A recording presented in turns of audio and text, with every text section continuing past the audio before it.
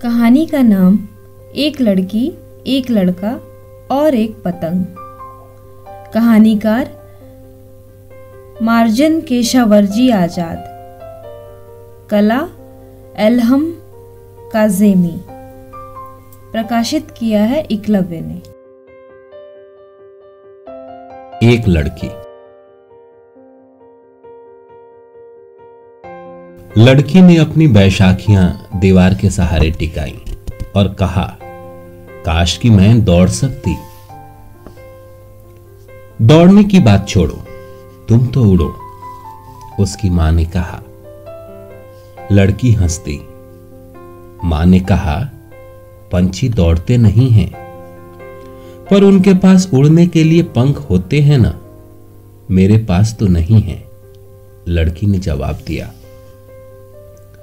मां उसके पास जा बैठी, उसके बाल सहलाए और बोली, पंखों के बगैर भी उड़ा जा सकता है। पंखों के बगैर?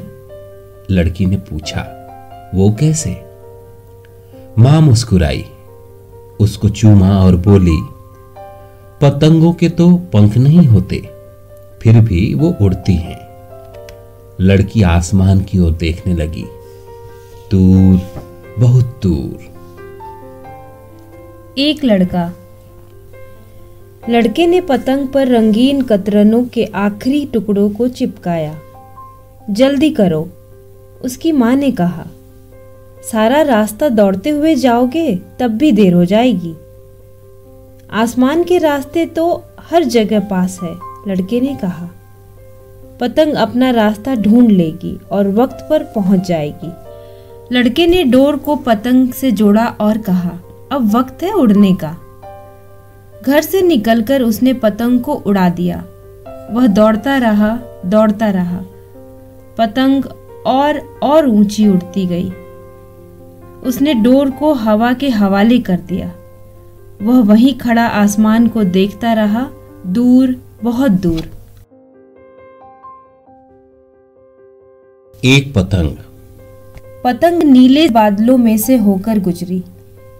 बादलों पर कई रंग छा गए।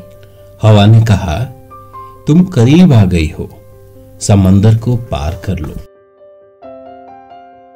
पतंग नीले समंदर के ऊपर से उड़ चली। मछलियों ने हंसकर कहा, तुम करीब आ गई हो, घास के मैदानों के पार चली जाओ। घास के मैदानों को पार करके पतंग चिड़िया के घोंसले तक पहुंच गई। चिड़िया ने कहा, तुम करीब आ गई हो, वो रहा उसका घर, दिखा? पतंग ने घर को देखा। वो अपनी मंजिल तक पहुंच गई थी।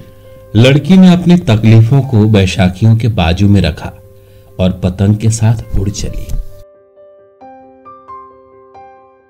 लड़की हंस रही थी। लड़का हंस रहा था। पतंग हंस रही थी।